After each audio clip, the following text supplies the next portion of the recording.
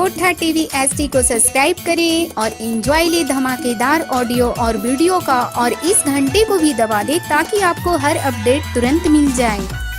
Music by Vibhash studio.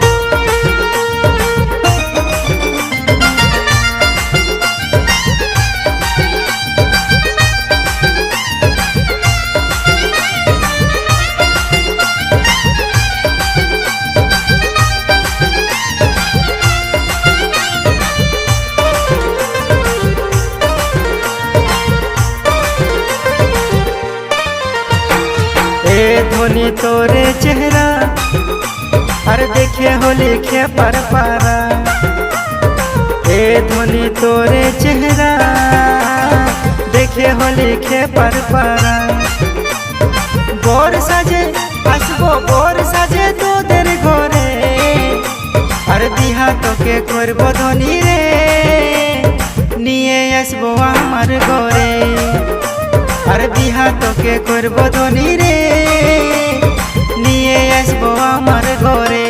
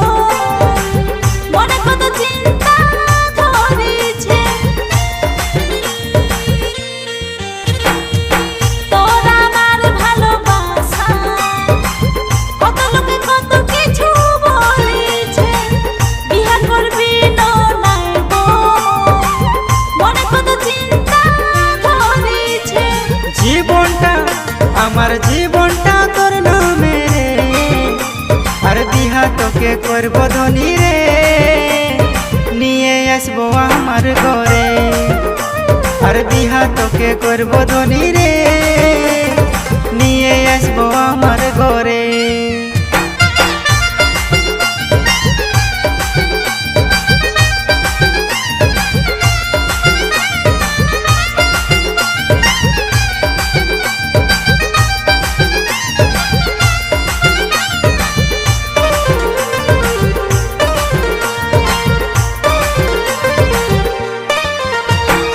কত তোকে ভালোবাসি কি করে আমি তোকে বুঝাবো ঘরের লোকে নাই মানলে তোকে নিয়ে আমি পালাবো।